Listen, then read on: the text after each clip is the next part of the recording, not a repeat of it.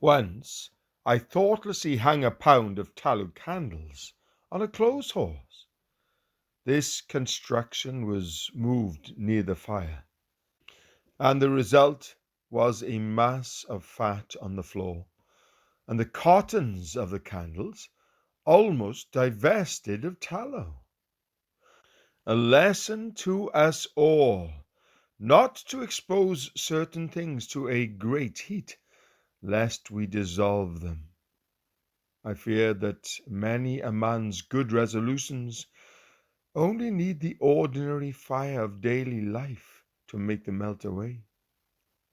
So too with fine professions and the boastings of perfection, which abound in this age of shams. I have a distinct remembrance of a mission room where my father frequently preached, which was illuminated by candles in tin sconces, which hung on the wall. These luminaries frequently went very dim for want of snuffing, and on one occasion an old man, who wanted to see his hymn book, took the candle from its original place out of his hand. He made a candlestick. His finger and thumb he used as a pair of snuffers, and finding it needful to cough, he accidentally made use of his mouth as an extinguisher. Thus the furniture of a candle was all contained in his own proper person. We had practical fun with candles too,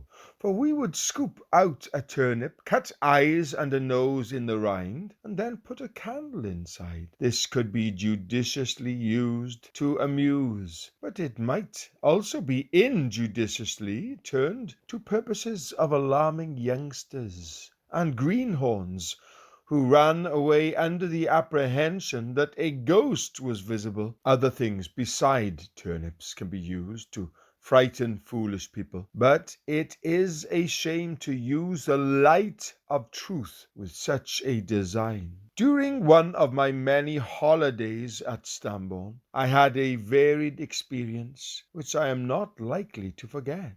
My dear grandfather was very fond of Dr. Watts' hymns, and my grandmother, wishing to get me to learn them, promised me a penny for each one that I should say to her perfectly. I found it an easy and pleasant method of earning money, and learned them so fast that grandmother said she must reduce the price to a halfpenny each, and afterwards to a farthing, if she did not mean to be quite ruined by her extravagance. There is no telling how the amount per hymn might have sunk, but grandfather said that he was getting overrun with rats, and offered me a shilling a dozen for all I could kill. I found at that time that the occupation of rat catching paid me better than learning hymns, but I know which employment has been the more permanently profitable to me. No matter on what topic I am preaching, I can, even now, in the middle of any sermon, quote some verse of a hymn in harmony with the subject. The hymns have remained with me, while those old rats for years have passed away, and the shillings I earned by killing them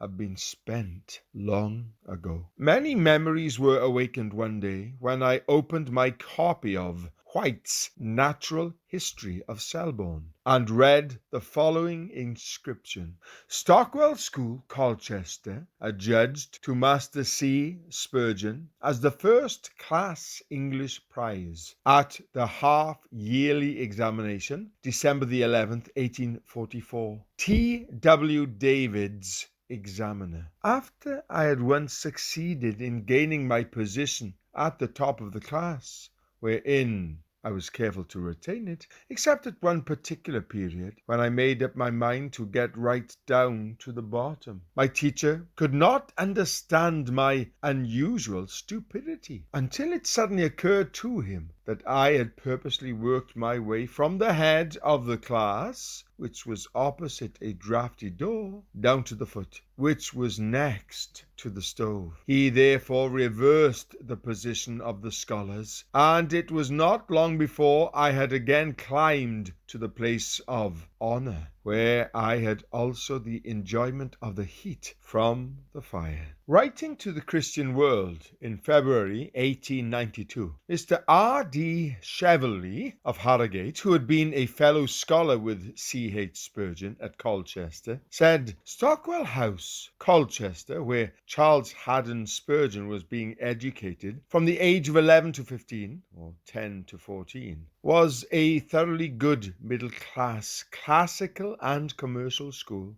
Mr. Henry Lewis, the principal, was a man whose literary attainments were of a superior order, and for years he was assisted by a very scholarly man in the person of Mr. Leading, whose death occurred only very recently. Mr. Leading was the classical and mathematical tutor. His teaching was very thorough, and in Charles Spurgeon he possessed a pupil of a very receptive mind, especially with Latin and Euclid. I remember well that in both of these subjects he was very advanced, so that he left Stockwell House a thoroughly well-educated youth, in fact, quite as much so as it was possible for him to attain outside the universities. In the Sword and Trowel, October 1890, Mr. Spurgeon made the following kind reference to the home-going of his old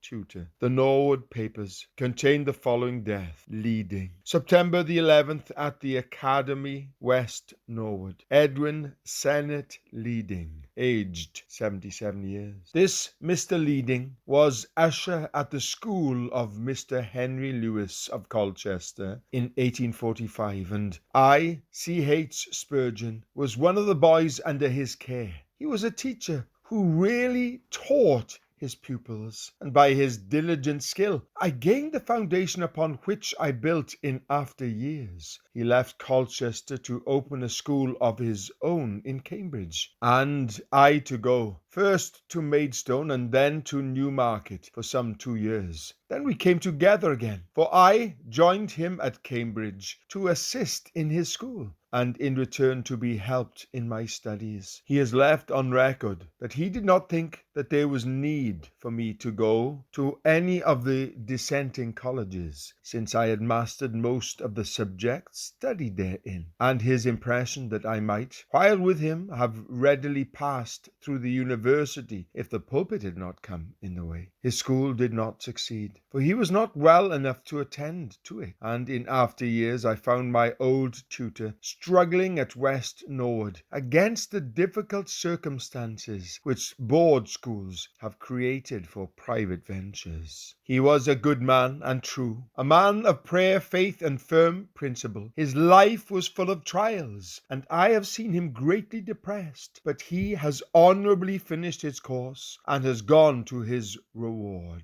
I have always looked to him, among the many of whom I have gathered help, as my tutor. Thus the tutor has gone home, and the scholar must not forget that in due course he will follow.